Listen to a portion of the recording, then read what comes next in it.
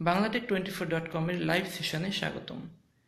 গত 24 ঘন্টায় বাংলাদেশের অনলাইন কমিউনিটির সবচেয়ে আলোচিত যে টপিক সেটি হচ্ছে পেপ্যাল। সবাই পেপ্যালের আসা না আসা নিয়ে আলোচনা করছেন, যে যার মতো তথ্য শেয়ার করছেন এবং দেশের কয়েকটি শীর্ষস্থানীয় অনলাইন পত্রিকাও এ ব্যাপারে গতকালই রিপোর্ট করেছে। তো পেপ্যাল কি? পেপ্যাল হচ্ছে একটি আমেরিকান কোম্পানি যেটি বিশ্বের বিভিন্ন দেশে, প্রায় 190টির বেশি দেশে অনলাইনে টাকা পয়সা ট্রান্সফার করার সুবিধা দেয়। পেপ্যাল বর্তমানে প্রায় 25টির মতো কারেন্সি বা মুদ্রা সাপোর্ট করে, যেমন টাকা, ডলার, রুপি এরকম। আর এরা বলছে যে 200-র বেশি মার্কেটে পেপ্যাল সাপোর্ট করছে। এই মার্কেট বলতে আমাদের এই যে new market, Bashundhara city market এরকম না। এদের কাছে মার্কেট বলতে একটা দেশ, একটা নেশন।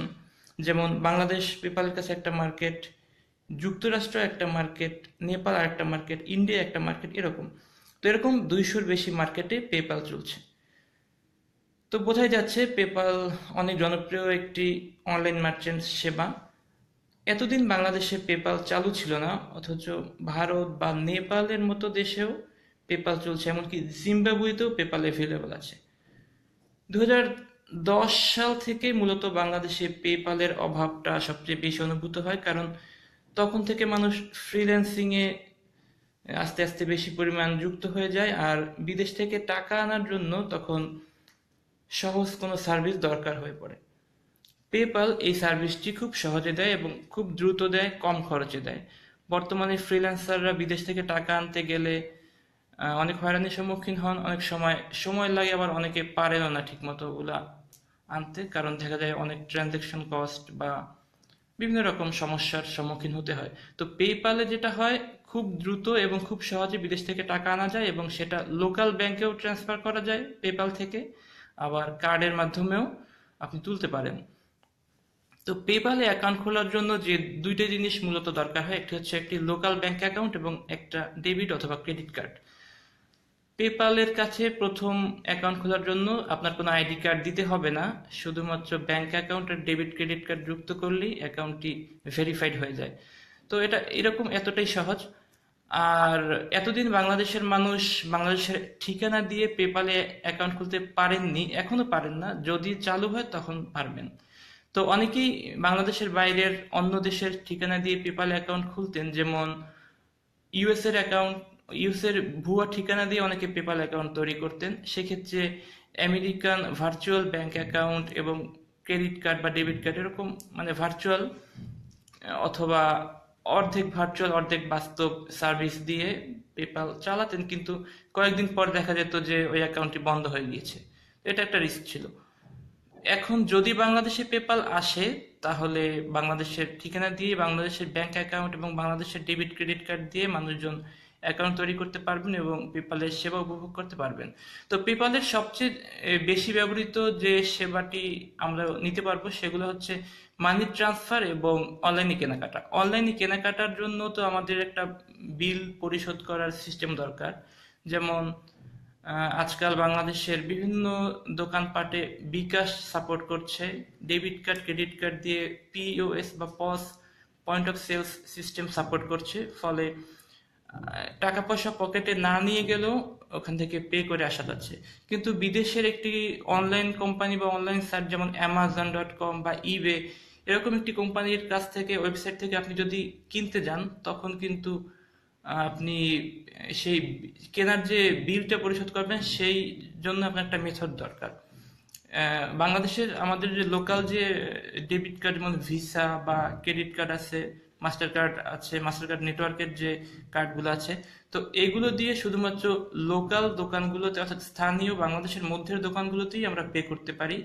বিদেশের যে সার্ভিসগুলো, অ্যামাজন বা এই টাইপের দেশের বাইরের সাইটগুলো থেকে আমরা এই কার্ডগুলো দিয়ে সাধারণত কিনতে পারি না। এজন্য হয়তো আমাদের একটা ক্রেডিট কার্ড দরকার হয়, ডুয়াল কারেন্সি বা সামথিং লাইক দ্যাট। তো এই ক্রেডিট কার্ড তো সবাই নিতে পারে না, ক্রেডিট কার্ড সবাই পায়ও না, সবার আবেদন করার মতো, ক্রেডিট কার্ড আবেদন করার মতো সবার ওই রকম অ্যাসেট থাকে না।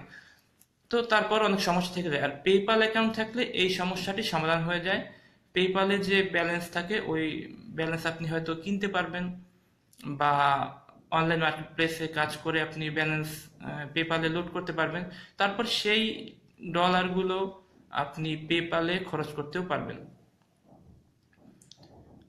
আর বিদেশি সাইটে বর্তমানে বাংলাদেশের জন্য কেনাকাটার জন্য দুই একটি অপশন আসে, যেমন পেওনিয়ার। পেওনিয়ার বাংলাদেশের জন্য আসলে একটা আশীর্বাদ স্বরূপ। পেওনিয়ার এখন চালু আছে বাংলাদেশে। পেওনিয়ারে অ্যাকাউন্ট খোলার জন্য আমাদের একটা ন্যাশনাল আইডি কার্ডের ফটোকপি, ফটোকপি বলতে স্ক্যান কপি তাদের কাছে সেন্ড করতে হয়, আর কিছু তথ্য দিতে হয়। তারপর পিওনিয়ার থেকে কার্ড পাঠানো হয় ডাকযোগে। প্রায় 1 মাসের মতো সময় লাগে। কিন্তু এত এই 1 মাসের সময়ের মধ্যে তো আপনি এটা ইউজ করতে পারছেন না। আর পেওনিয়ারে মাসিক কোনো চার্জ নেই, কিন্তু বাৎসরিক চার্জ আছে বছরে প্রায় $30 মতো বার্ষিক ফি। $30 কিন্তু অ্যামাউন্টটা একদম কম না। আর পেপালে এরকম কোনো বার্ষিক ফি নেই। এই একটা বড় সুবিধা পেপালের। আর পেওনিয়ারের এই মাস্টার কার্ড দিয়ে যদি আপনি কোথাও পে করতে যান, পেওনিয়ার বা অন্য যে কোনো ধরনের কার্ড দিয়ে পে করতে গেলে কিছুটা রিস্ক থেকে যায়, কারণ ওই সাইটগুলোতে পে করার সময় কার্ডের ডিটেলস ওখানে প্রবেশ করাতে হয়, যেমন কার্ডের নাম্বার, আপনার নাম, ডেট অফ বার্থ, কার্ডের সিকিউরিটি কোড, মানে সিভিভি একটা কোড কোড থাকে কার্ডের পিছনে, 3 ডিজিটের সাধারণত হয় ওটা। তো এই নাম্বারগুলো যদি আপনার যে সাইট থেকে কিনতে যাচ্ছেন একটা পণ্য, তারা যদি রেখে দেয়, তাহলে কিন্তু আপনার ওই কার্ড তারা ব্যবহার করে আপনার টাকা পয়সা হ্যাক করে নিয়ে যেতে পারবে। এই একটা রিস্ক থেকে যায় অনলাইনে ডেবিট বা ক্রেডিট কার্ড দিয়ে কেনাকাটা করার সময়। কিন্তু পেপ্যালে এই রিস্কটা আদৌ থাকে না, কারণ আপনি অনলাইনের অন্যান্য সাইট থেকে, যে কোনো সাইট থেকে যখন কেনাকাটা করবেন পেপ্যালের মাধ্যমে, তখন পে নাও বাটনে ক্লিক করার সাথে সাথে আপনাকে পেপ্যালের ওয়েবসাইটে নিয়ে যাওয়া হবে। তো পেপ্যালের ওয়েবসাইটে গিয়ে আপনার পেপ্যাল আইডি পাসওয়ার্ড দিয়ে লগ ইন করে ওই নির্দিষ্ট পরিমাণ অ্যামাউন্ট, যেটা ডলার হোক বা টাকা হোক যাই হোক, ওইটা পে করে দিতে পারবেন। তখন পেপ্যাল থেকে তাদের সাইটে দিয়ে দেওয়া হবে।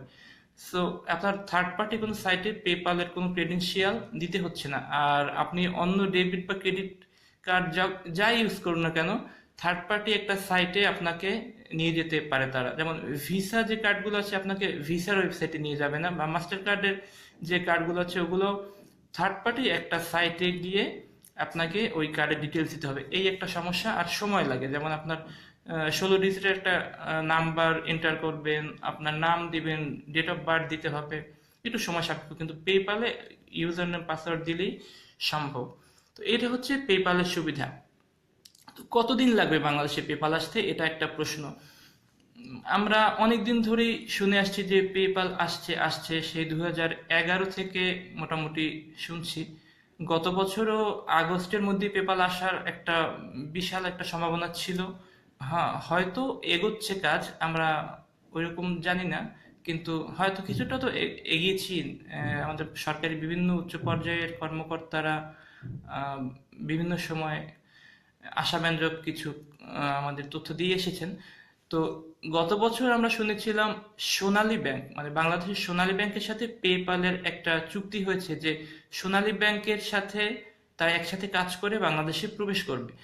আর তবে যেহেতু একটা আর্থিক সার্ভিস, ফিনান্সিয়াল যেহেতু একটা সার্ভিস, তো বাংলাদেশ ব্যাংক অর্থাৎ বাংলাদেশের আর্থিক লেনদেন সংস্থাগুলোর যে নিয়ন্ত্রক অর্গানাইজেশন, যে প্রতিষ্ঠান, সেটি হচ্ছে বাংলাদেশ ব্যাংক। বাংলাদেশ ব্যাংকের অনুমোদন ছাড়া তো পেপ্যাল বা এই ধরনের কোনো প্রতিষ্ঠান বাংলাদেশে কাজ করতে পারবে না। এজন্য সোনালী ব্যাংকের সাথে প্রথমে পেপ্যালের একটা চুক্তি হয়েছে। আর এখন বাংলাদেশ ব্যাংক সোনালী ব্যাংককে পারমিশন দিয়েছে যে পেপ্যালের এই কার্যক্রম বাংলাদেশে যাতে সোনালী ব্যাংক সহযোগিতা করতে পারে বা একসাথে কাজ করতে পারে। সুতরাং এখন বাংলাদেশ ব্যাংক অর্থাৎ বাংলাদেশ সরকারের বা প্রশাসনিক ক্ষেত্রে আর কোনো বাধা রইল না। কালকে যে সব নিউজ আমরা পড়েছি সেই অনুযায়ী বলা যায় যে পেপ্যাল বাংলাদেশে আসার জন্য এখন অবকাঠামোগত তেমন কোনো বাধা নেই। এখন পেপ্যাল বাংলাদেশের স্থানীয় অ্যাকাউন্টগুলো হ্যান্ডেল করার জন্য কী সব তাদের কৌশল দরকার বা সফটওয়্যার বা ডেভেলপমেন্ট যেগুলো দরকার, ওইগুলো যদি রেডি থাকে তাহলে হয়তো খুব শীঘ্রই এটা সার্ভিসটা বাংলাদেশে আসতে পারে। যেহেতু অনেকদিন যাবত আমরা শুনছি যে পেপ্যাল আসছে আসছে, হয়তো অগোচরে মানে ব্যাকগ্রাউন্ডে এগুলো কাজগুলো অনেক এগিয়ে রেখেছে, হয়তো বা একটা অ্যানাউন্সমেন্ট দরকার। শুধু অ্যানাউন্সমেন্টটা হয়ে গেলেই এটা হয়তো আগামী এক সপ্তাহে হতে পারে, এক মাসে হতে পারে, আবার এই বছরের শেষে হতে পারে। তবে কিছুটা যে এগিয়েছে এটা বলেই দেয়া যায়। সো এই হচ্ছে পেপালের বাংলাদেশে এখনকার মতো সর্বশেষ অগ্রগতি। খুব সংক্ষেপে যদি বলতে চাই তাহলে সোনালী ব্যাংকের সাথে পেপালের একটা চুক্তি হয়েছে। ফলে পেপাল আর সোনালী ব্যাংক বাংলাদেশে একসাথে কাজ করতে পারবে, যাতে পেপাল সেবা বাঙালিরা বাংলাদেশে উপভোগ করতে পারেন। আর বাংলাদেশ ব্যাংক সোনালী ব্যাংককে অনুমতি দিয়েছে এই সার্ভিসটা বাংলাদেশে আসা নিয়ে আসা। তাহলে দুই দিক থেকেই এখন আমরা গ্রিন সিগন্যাল পাচ্ছি বলে আশা করা যায়। এখন যতটা সময় লাগে এটা আসলে সময়ের ব্যাপার। ঠিক কবে পেপাল তাহলে বাংলাদেশে আসবে সেই তথ্য জানার জন্য আমাদের আরো কিছুদিন সময় অপেক্ষা করতে হবে। আমি দেখি কয়েকটা কমেন্ট এসেছে এখানে। আচ্ছা, বিডির অ্যাড্রেস দিয়ে, বাংলাদেশের অ্যাড্রেস দিয়ে কিভাবে অ্যাকাউন্ট ওপেন করা যাবে পেপালে?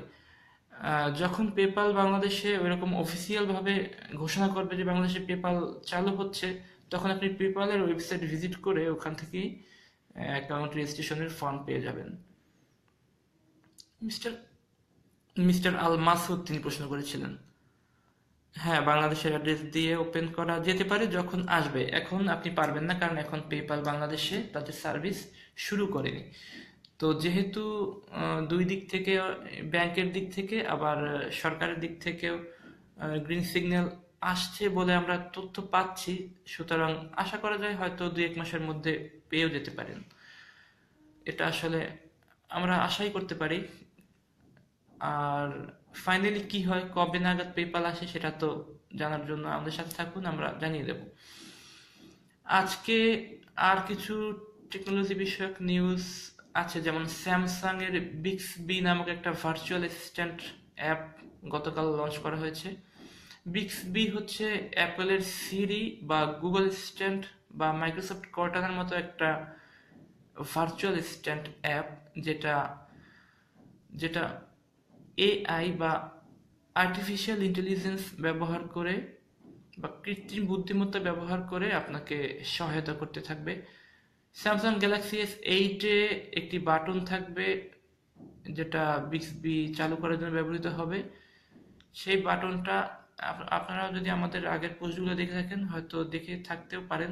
সাইডে একটা বাটন থাকবে বিক্সবি এর জন্য, একটা ডেডিকেটেড বাটন। এই বাটনে ক্লিক করে সাথে সাথে বিক্সবি চালু হবে, আর আপনি ভয়েস কমান্ড দিয়ে ফোনের বিভিন্ন কাজ করতে পারবেন। যেমন বিক্সবিকে যদি আপনি বলেন যে একটা অ্যালার্ম সেট করো, বিক্সবি আপনার জন্য একটা অ্যালার্ম সেট করবে। আর যদি বলে অমুককে কল করো, সে কন্ট্যাক্ট নাম্বার দিয়ে বা নাম বলে কল করতে বললে সে আপনার হয়ে তাকে কল করবে ফোন দিয়ে। মোটামুটি আমার কাছে এটাই আজকের জন্য ছিল এই মুহূর্তে প্রযুক্তি নিয়ে টপিক। মূলত পেপালের জন্যই আজকে অনলাইনে আসা। যদি আপনাদের ভালো লেগে থাকে লাইভ সেশনগুলো তাহলে কমেন্ট করতে পারেন, হয়তো ভবিষ্যতে আবার নিয়মিত আসা হবে। ধন্যবাদ সবাইকে সাথে থাকার জন্য।